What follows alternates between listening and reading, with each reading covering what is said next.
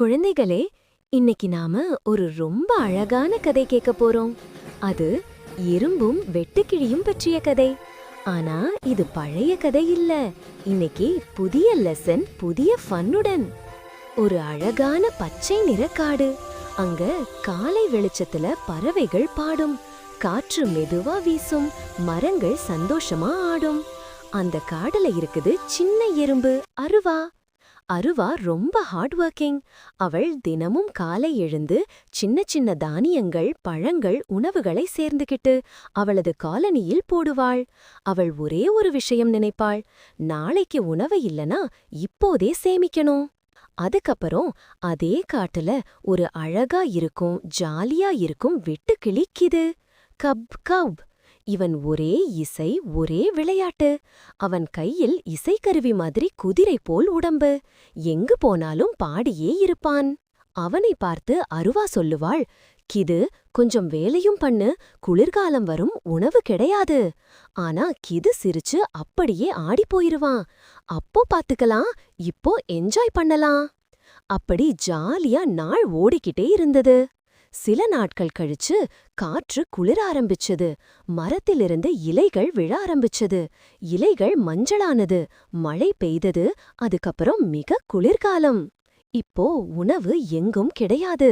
குளிர் மிக அதிகம். மரம் பக்கத்துல அவ்வளவு பசுமையும் இல்ல. மக்களெல்லாம் தங்களுக்குள்ள மறைந்து போச்சு. அருவாவுக்கு எந்த ப்ராப்ளமும் இல்ல. அவள் எவ்வளவோ நட்சத்திர மாதிரி வேலை செய்திருப்பாள். அவளது காலனியில் உணவு நிறைய. அவள் ஃப்ரெண்ட்ஸ் எல்லாரும் சூடா சாப்பிட்ட சந்தோஷமா இருக்காங்க. ஆனா கிது, அவனுக்கு வயிறு பசியில் ஊசி குத்துற மாதிரி. பனிக்காற்றுல அவன் நடுங்குகிறான். ஒரு துளி உணவும் கிடைக்கவில்லை. அவனுக்கு தப்பா செய்தது இப்போதான் தெரிந்தது. அருவா சொன்னதை ஏன் நான் கேட்கல அப்படின்னு வருத்தப்பட்டான். பசி தாங்க முடியாம கிது மெதுவா அருவா கிட்ட போயான். Knock knock. அருவா கதறு திறந்து பார்த்து அதிர்ச்சியானாள். கிது, நீ இப்படி ஏன்? கிதுவின் கண்களில் நீர். கூச்சமாக மெதுவாக, அருவா, எனக்கு பசி, உன் உதவி வேணும், நான் வேலையே செய்யல, தவறு பண்ணிட்டேன். அருவா அவனை பார்த்து சிரிச்சா. கோவப்படல. அவளுக்கு நல்ல மனசு. உள்ள வாங்க கிது, நீங்க இல்லனா இங்க எல்லாம் சத்தமே இல்ல, அதனாலேயே உங்க இசை எங்களுக்கு வேணும். அருவா அவனுக்கு சூடான உணவு கொடுத்தாள். ஒரு போர்வை போர்த்தினாள். கிது அன்பா பார்த்து நெகிழ்ந்தான். அவன் மனசுக்குள்ள சொன்னா, நான் எனது தவறை திருத்தணும், வேலையில்லாம ஜாலியா மட்டும் இருக்கக்கூடாது. அதுக்கப்புறம் அந்த குளிர்காலம் முழுக்க கிது காலனிக்கு உதவினான். சின்ன வேலைகளெல்லாம் பண்ணினான்.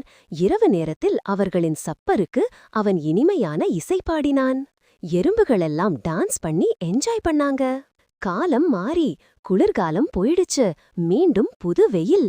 மரங்க பச்சை, காடு உயிர். கிது இப்போ புதிய கிது. சாப்பாடு சேமிக்கவும் செய்கிறான். அதோட இசையும், வைக்கலி, வேலையும், work plus fun, super life. அருவாவுக்கும் கிதுவுக்கும் அப்புறம் பெஸ்ட் ஃப்ரெண்ட்ஸ், ஹேக் பிரதர்ஸ். இந்த கதையிலிருந்து நாம என்ன கற்போம் குழந்தைகளே?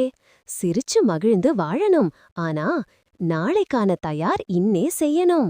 வேலையும் மகிழ்ச்சியும் இரண்டும் கூட இருந்தால்தான் வாழ்க்கை அழகு.